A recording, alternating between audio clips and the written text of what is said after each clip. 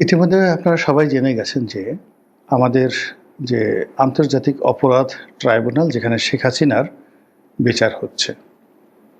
জুলাই বিপ্লবে যারা হত্যাকাণ্ড চালিয়েছে তাদের বিচার হচ্ছে। পলিটিক্যাল যারা লিডার আছেন তারা সহ পুলিশ এবং সেনাবাহিনী যারা কর্তা তাদেরকে আসামি করে একের পর এক মামলা হচ্ছে। এবং এ সকল মামলার মধ্যে একেবারে সাম্প্রতিক যে মামলা হয়েছে সেই মামলায় যাদেরকে আসামি করা হয়েছে, শেখ হাসিনার সঙ্গে যাদেরকে আসামি করা হয়েছে তাদেরকে শেখ হাসিনার মাই ম্যান হিসেবে অভিহিত করা হতো। ডিজিএফআইয়ের ৫ জন ডিজি যাদের পদমর্যাদা লেফটেন্যান্ট জেনারেল, অর্থাৎ সেনা প্রধানের আগের যে পদবিটি, লেফটেন্যান্ট জেনারেলের পরেই জেনারেল। আমাদের আগে যারা সেনাপ্রধান হতেন বঙ্গবন্ধুর জমানাতে, ইভেন জিয়াউর রহমানের জমানাতে তাদের পদবি ছিল মেজর জেনারেল। তো মেজর জেনারেল এর পরবর্তীতে এরশাদের জমানাতে এটি লেফটেন্যান্ট জেনারেল করা হয়। এটি বহুদিন পর্যন্ত থাকে। একেবারে শেষের দিকে এসে শেখ হাসিনার জমানাতে এই পদটিকে করা হয় জেনারেল। তো 3 স্টার জেনারেল বা 4 স্টার জেনারেল বলা হয়। এখন যারা আছেন 4 স্টার জেনারেল। তো 4 স্টার জেনারেলের আগে 3 স্টার জেনারেল এই লেফটেন্যান্ট জেনারেল। এই লেফটেন্যান্ট জেনারেল পদটি এরশাদ থেকে শুরু করে একেবারে শেষ পর্যন্ত সেনাপ্রধানের পদ ছিল। ইজ এ ভেরি গুরুত্বপূর্ণ। তো এরকম ডিজিএফআইয়ের 6 জন লেফটেন্যান্ট জেনারেলের বিরুদ্ধে মামলা হয়েছে। এদের মোরালেস সবাইকে চিনি। তার মধ্যে আকবর যে আছে তাকে ভালো করে চিনি, খুব ভালো করে চিনি। আমি যখন জেলে যাই সেই সময়টিতে আকবর সাহেবের সঙ্গে আমার দেখা হয়েছিল। উনি আমাকে চায়ের দাওয়াত দিয়েছিলেন। ঠিক ওনার অফিসে গিয়ে ওনার সাথে রোজার মাসে আলাপ আলোচনার সময়টিতে আমার প্রায় 2 থেকে 3 ঘন্টার সময় সে আমাকে নষ্ট করে, এবং সেই 3 ঘন্টার সময়ের মধ্যে আমি যদি অন্যভাবে রাজনৈতিক আমার যে কানেকশন রয়েছে সেখানে আমি বৈঠক করতে পারতাম, তাহলে আমাকে জেলে যেতে হতো না, আমার রাজনৈতিক ভবিষ্যৎ ভিন্ন হতে পারত। কিন্তু সালমান এফ রহমানের দোসর হিসেবে জেনারেল আকবর সেই রোজার মাসে আমার সাথে ওই সময়টাতে যে প্রতারণা করেছেন, আমি জেলখানা থেকে আমার ভিতর থেকে একটা দীর্ঘশ্বাস চলে এসছে। এর কারণ হলো, প্রথম থেকে আমি সেনাবাহিনীকে সাহায্য করার চেষ্টা করেছি, যেহেতু আমার লেখার হাত ছিল এবং টকশোতে যেতাম। তো তাদের যে সমস্যাগুলো ছিল বিশেষ করে পাহাড়ি অঞ্চলে, তো সেক্ষেত্রে ডিজিএফের যারা কর্তা ব্যক্তি তারা প্রায় আমার কাছে আসতেন, আমার অফিসে আসতেন, আমি যেন তাদের পক্ষে কথা বলি, পাহাড়িদের সমস্যাগুলো সমাধানের দেশের পক্ষে কাজ করি, এটা তাদের একটা অনুরোধ ছিল। এই জন্য আমি তাদেরকে বিশ্বাস করতাম। ফলে আমার ক্রিটিক্যাল মোমেন্টে যখন তারা আমাকে ডাকলেন, আমি ধারণা করলাম যে হয়তো একটা নেগোসিয়েশনের জন্য তারা আমাকে নিমন্ত্রণ জানাচ্ছেন। আদারওয়াইজ আমি কিন্তু ওইবারই প্রথম জীবনে একবারই আমি ডিজিএফআই অফিসে গেছি, আর কখনো আমি যাইনি। তো আকবর সাহেবের ওখানে গেলাম, গিয়ে দেখলাম রোজার মাসে তিনি দিদারসে ধুমসে সিগারেট টানছেন। কি নামাজ কালাম রোজা সব বাদ, শুধু সিগারেট টানছেন।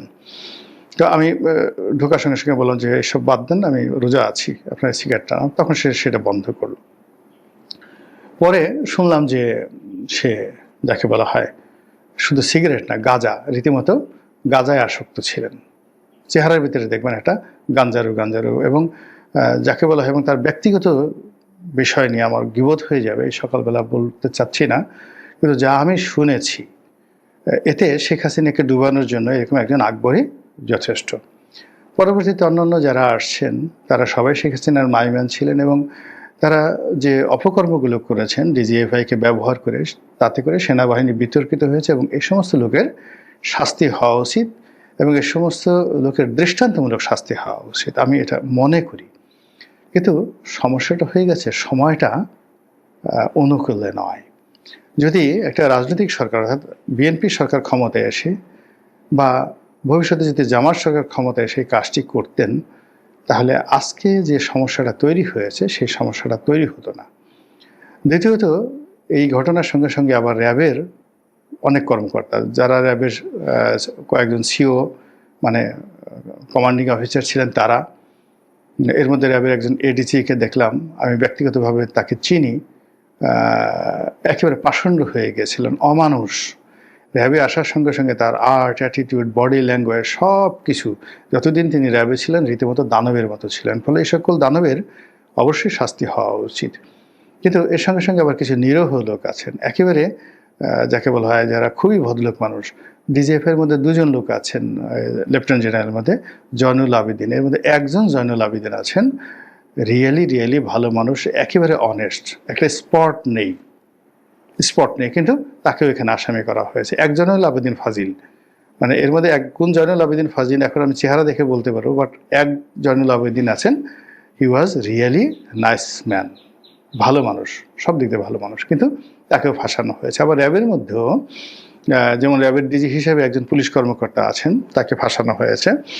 তো আমি জানি যে তিনি লেখাপড়া জানা মানুষ, ভদ্রলোক মানুষ, বাড়ি বোধহয় শরীদপুরের ওদিকে তার বাড়ি, কিন্তু তাকে ফাঁসানো হয়েছে। এনিওয়ে, কাজ করতে গেলে ভুলভ্রান্তিগুলো হবে, কিন্তু সমস্যা হয়ে গেছে যে এই মুহূর্তে সরকারের যে টালমাটাল অবস্থা,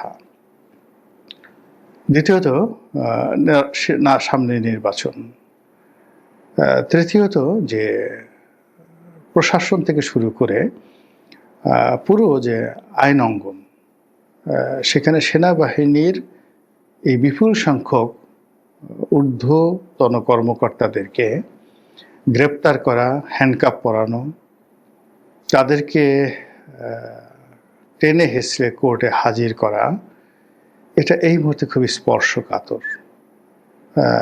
এটা সেনাবাহিনীর মধ্যে নেতিবাচক প্রতিক্রিয়া তৈরি করবে, কোনো সন্দেহ নেই। অথচ ঠিক সেম কাজটি একটা পলিটিক্যাল পার্টি করলে এটা তাদের জন্য কোনো সমস্যা ছিল না।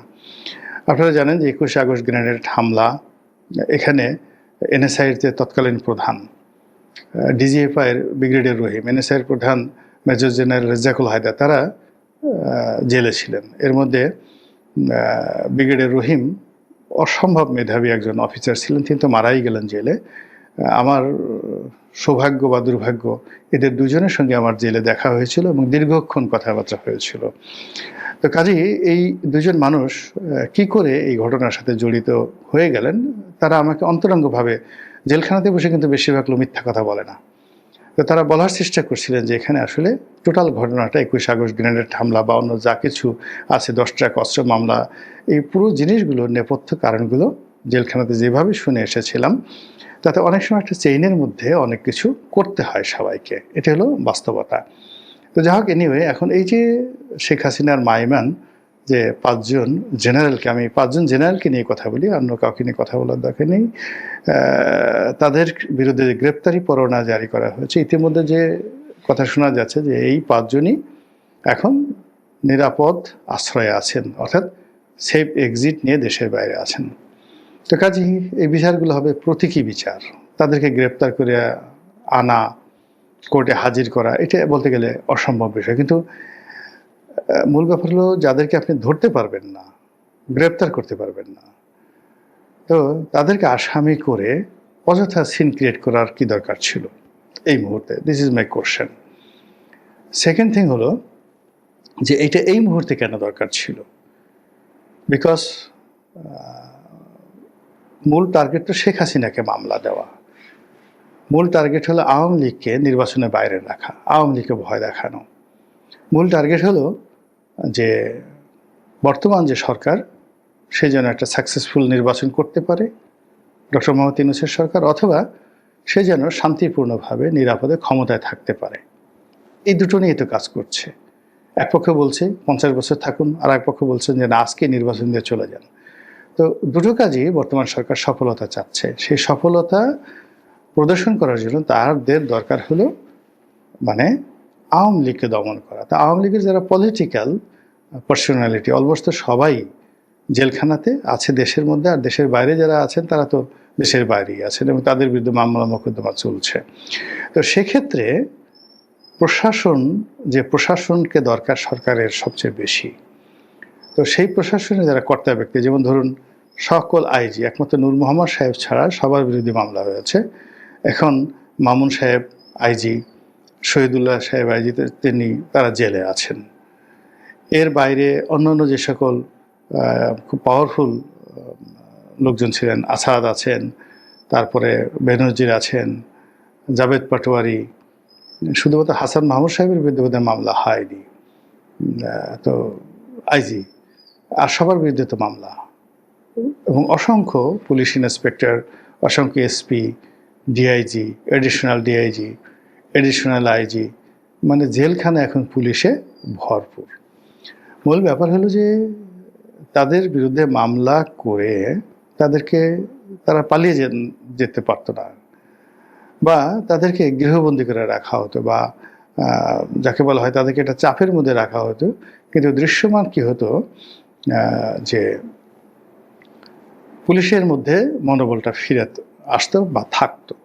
কিন্তু এই যে পুলিশের এত কর্মকর্তা চাকরিচ্যুত, এত কর্মকর্তা যাকে বলা জেলের মধ্যে, আর যাদেরকে এনে প্রতিস্থাপিত করা হয়েছে তারা তো আসলে গত 15 বছর কমান্ডেই ছিলেন না। তো 15 বছরের কমান্ডে না থাকার কারণে এদের কারো শরীরে ডায়াবেটিক্স, কারো হার্টে প্রবলেম, কারো করোনারিতে ইনফেকশন হয়েছে, কারো যাকে বলা হয় বলতে গেলে অনেকের মানসিক ভারসাম্য পর্যন্ত নষ্ট হয়ে গেছে। তো এই 15 বছর দেশের বাইরে থেকে এই সমস্ত লোকদেরকে কাউকে প্রমোশন দেওয়া হয়েছে, কাউকে ভূতাপেক্ষা প্রমোশন দিয়ে তারপরে রিটায়ার্ড করানো হয়েছে, কাউকে কমান্ড দেওয়া হয়েছে, বড় বড় পদ পদবি দেওয়া হচ্ছে, কিন্তু কোনো অবস্থাতে পুলিশ ভালো করতে পারছে না। একই অবস্থা সিভিল সার্ভিসে, সেখানেও কে পোস্টগুলোতে তাদেরকে এনে বসানো হয়েছে গত 15 বছর যারা যাকে বলা হয় কোনো কমান্ডেই ছিল না। এখন একজন লোক সচিব হয়ে গেছে, অথচ এই 1 বছর আগে তিনি ডিপটি সেক্রেটারি ছিলেন না, সিনিয়র সহকারী সচিব এই পর্যন্ত, অর্থাৎ এডিসি র্যাঙ্কে যেই লোক ছিলেন এবং বিএনপি করার কারণে, জামাত করার কারণে তাকে 15 বছর ধরে কোনো প্রমোশনই দেওয়া হয়নি। অথচ এই 1 বছরের মধ্যে যখন তাকে এখন একটা গুরুত্বপূর্ণ মন্ত্রণালয়ে সচিব করে দেওয়া হয়েছে, তিনি কাজ করতে পারছেন না। তার সেই বিশ্বাসই নেই, কনফিডেন্সই নেই, ভীত সন্ত্রস্ত হয়ে সে শুধু ভয় পাচ্ছে যে কখন তার চাকরি চলে যায়, কখন এই সরকার চলে যায়, আবার তাকে জুলুমের মধ্যে পড়তে হয়, আবার তাকে জেলে যেতে হয়, এই ভয়ে কাজ করতে পারছে না। আর যারা রিটায়ারমেন্ট ছিলেন, যাদেরকে বসানো হয়েছে, যেমন ক্যাবিনেট সচিব, তারপর শেষে এই যে সংস্থাপন সচিব ছিলেন যে ভদ্রলোকের বিরুদ্ধে এখন দুর্নীতির অভিযোগ আসছে, যাকে সরিয়ে দেওয়া হয়েছে, এরকম অনেকের বিরুদ্ধে যারা রিটায়ারমেন্ট থেকে এসে এখানে দায়িত্ব নিয়েছেন তারা কেউ ভালো করতে পারেননি, কেউ ভালো করতে পারেননি। তো এই যে সরকার যে কাজগুলো করছে, যেগুলো আনএক্সপেক্টেড, অনাহুত এবং অপ্রয়োজনীয়, এর ফলে সরকারের যে মূল লক্ষ্য গোল, সেই গোল থেকে তারা পিছিয়ে যাচ্ছে। আর এ সমস্ত কর্মের ফলে কি হলো, প্রতিপক্ষ শক্তিশালী হচ্ছে, আওয়ামী লীগ শক্তিশালী হচ্ছে, আর যারা সরাসরি ক্ষতিগ্রস্ত হচ্ছে তারা চিন্তা করছে যে মানে নর্মালি হলো কি যে ধরুন এই 5 জন জেনারেল বা তার সাথে সম্পৃক্ত এই 5 জনের সাথে ধরুন আরও 50 জন করে আছে, তা 5, 50, 250 যদি কর্মকর্তা থাকে, তো 250 কর্মকর্তাদের মধ্যে ধরেন গড়ে 200 কর্মকর্তা এখনো কমান্ডে আছে, যারা একসঙ্গে অপারেশন পরিচালনা করেছে। খুন বলেন, জখম বলেন, ঘুষ বলেন, দুর্নীতি বলেন, একসঙ্গে তারা কাজ করেছে। ডিজিএফআই ডিজি তো নিজে কোনো কাজ করেননি, তিনি কমান্ড করেছেন। তিনি কমান্ড করেছেন হয়তো একজন ব্রিগেডিয়ারকে, ব্রিগেডিয়ার কমান্ড করেছে একজন কর্নেলকে, কর্নেল কমান্ড করেছে লেফটেন্যান্ট কর্নেলকে, লেফটেন্যান্ট কর্নেল তার লোকজন নিয়ে সেটা বাস্তবায়ন করেছে। এটাই তো হয় নর্মালি, কেননা ফিল্ডে যারা থাকে সিও তারা লেফটেন্যান্ট কর্নেল পর্যায়ে থাকে, আর কর্নেল যারা থাকেন তারা অফিসে বসে থাকেন, কমান্ডিং অফিসার হিসেবে বা কোর কমান্ডার হিসেবে তিনি সেখানে থাকেন। তো মানে লেফটেন্যান্ট জেনারেল, মেজর জেনারেল, ওনারা তো জাস্ট কমান্ডটা ক্যারি করেন বা কমান্ডটা থ্রো করেন, এই হলো অবস্থা। এখন ওই যে আকবর, সে ওই অফিসে বসে যে কাজটা করেছে, সে তার সেকেন্ড ইন কমান্ডকে দায়িত্ব দিয়েছে। এইভাবে ক্যাপ্টেন পর্যায়ে যারা ছিল, সেই ক্যাপ্টেন অর্থাৎ আকবরের সময় যারা ক্যাপ্টেন, তারা হয়তো এখন মেজর জেনারেল হয়ে গেছেন, ব্রিগেডিয়ার জেনারেল হয়ে গেছেন। তো এই মানুষগুলোর মধ্যে তো এই 200 অফিসারের মধ্যে একটা আতঙ্ক ছড়িয়ে পড়ছে না? আতঙ্ক ছড়িয়ে পড়ার ফলে তারা কি করছে, তারা ধরে নিচ্ছে যে এগুলো যখন কোর্টে উঠবে, আলোচনা হবে, তাদের নাম অটোমেটিক চলে আসবে এবং টুডে অর টুমরো তাদেরও এই মামলায় অন্তর্ভুক্ত হবেন। ফলে কি হচ্ছে, তারা যার যার অবস্থান থেকে ফ্রাস্ট্রেশনের পরিবর্তে নিজেদেরকে এই কনস্পিরেসির অংশ করে ফেলবে তারা, এবং তারা চিন্তা করবে যে গেছি তো, আমাদের গায়ে আওয়ামী লীগের সিল সাপ্পর, নৌকার সিল সাপ্পর লাগানো হয়ে গেছে, আমরা জেলে যাব, জেলে যাওয়ার আগে দেখি কি করা যায়। তো এই কাজটি কী করার দরকার ছিল, এটা আমি বুঝতে পারছি না। আবার এই যে এখন এই 5 জনকে করা হলো, এই 5 জনকে করা হলে এটা এখানে থেমে থাকবে না। এরপর দেখবেন যে সেনাপ্রধান যারা ছিলেন তার আমলে, জেনারেল আজিজ বলেন, তারপরে শেষে অন্যান্য যারা জেনারেল ছিলেন, ইনক্লুডিং আইকেবি, ইকবাল করিম ভূঁইয়া, এরা কেউ বাদ যাবেন না। এর কারণ হলো শেখ হাসিনা কৌশলে যে কাজটি করেছেন, প্রত্যেকটা লোককে ফাইন্যান্সিয়ালি করাপ্ট করে দেওয়ার জন্য সে সকল সুযোগকে অবারিত করে দিয়েছে। ইকবাল করিম ভূঁইয়ার মতো একজন প্রফেশনাল কর্মকর্তা, যার সুনাম সুখ্যাতির শেষ ছিল না, কিন্তু তাকে এত অবাধ স্বাধীনতা দেওয়া হয়েছে, বিশেষ করে ক্যান্টনমেন্টের পূর্ত কাজ করার জন্য। যেই পূর্ত কাজগুলো নিয়ে যদি ক্যান্টনমেন্টের মধ্যে এখন তদন্ত হয়, বাইরে থেকে যদি কেউ তদন্ত হয়, তিনি এবং তার যারা লোকজন আছেন সবাই ফেঁসে যাবেন। এরপরে যে কাজটা করেছে, রিটায়ার করার পর, আমি শোনা কথা সত্য মিথ্যা, শেখ হাসিনা তাকে একটা বিদ্যুৎ প্ল্যান্ট স্থাপনের অনুমতি দিয়েছেন। তো এটা নিয়ে উনি কীভাবে এটা অস্বীকার করবেন যে আমাকে দেয়নি বা আমি নেইনি? এটা তো অস্বীকার করতে পারবেন না। তো এভাবে আসলে জেনারেল আজিজ থেকে শুরু করে সকল সেনাপ্রধান, অর্থাৎ যদি পুলিশ প্রধানদের সাথে সাথে এইভাবে সেনাপ্রধানদেরকে টার্গেট করা হয়, তাহলে ওয়াকারুজ্জামানের মনে কী চিন্তা আসবে বলেন তো? বা ওয়াকারুজ্জামানের পরে যিনি আসছেন, যার নাম আসছে শামীম বা অন্য যারা আছেন, তাদের মনে কী আতঙ্ক কাজ করবে? বর্তমান প্রধান বিচারপতির মনে কী আতঙ্ক কাজ করবে? নেক্সট বিচারপতির মনে কী কাজ করবে? সব মিলিয়ে যে কাজগুলো হচ্ছে, আপনার কাছে কি মনে হচ্ছে যে এগুলো এত দ্রুত দরকার ছিল? আমি আগেই বলেছি যে এগুলো, আমি ব্যক্তিগতভাবে মনে করি এগুলো দরকার, কিন্তু এটা একটা পলিটিক্যাল স্টেবল সরকার ধীরে সুস্থে এই কাজগুলো যদি করতো, তাহলে ফলাফলটা ভালো হতো। কিন্তু এই নির্বাচনের আগে হঠাৎ করে এই জিনিসগুলো, এটা আমার কাছে ব্যক্তিগতভাবে ভালো মনে হচ্ছে না।